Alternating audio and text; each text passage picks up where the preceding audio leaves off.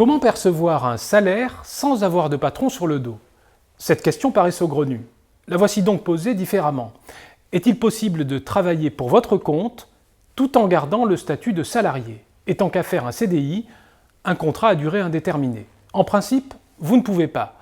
En France, si vous souhaitez exercer une activité en tant que travailleur indépendant, vous devez créer une entreprise ou au minimum une auto-entreprise. Mais dans ce cas-là, vous ne recevez plus de bulletin de salaire. Vous êtes considéré comme travailleur indépendant et n'avez plus droit au chômage ni à la retraite des salariés, bien plus favorable, surtout pour les cadres. Alors comment avoir les deux?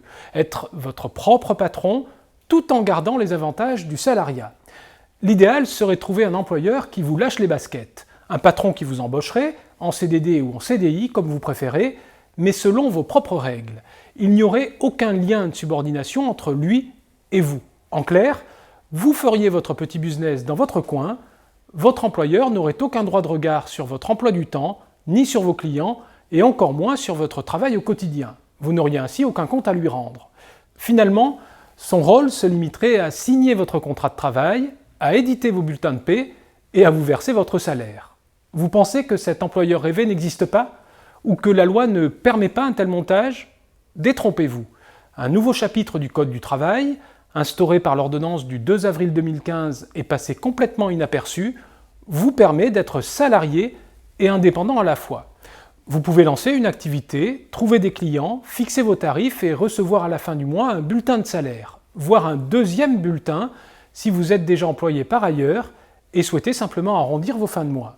Ce dispositif vous concerne également si vous êtes chômeur, retraité, voire étudiant, ou si vous ne supportez plus d'avoir un patron sur le dos, mais n'envisagez pas de travailler autrement qu'en CDI. Dans notre nouveau dossier, Les Emmerdeurs numéro 245, nous vous expliquons tout sur ce type de contrat de travail, et nous vous expliquons aussi comment en décrocher un. Il vous suffit en fait de décider et de frapper à la bonne porte. Vous avez des doutes ? Sachez que près de 50 000 Français en profitent déjà. Dans notre dossier, mode d'emploi de 26 pages, découvrez les parcours de Guillaume, Patrick ou encore Fatine Nicole, tous indépendants, mais salariés en CDI.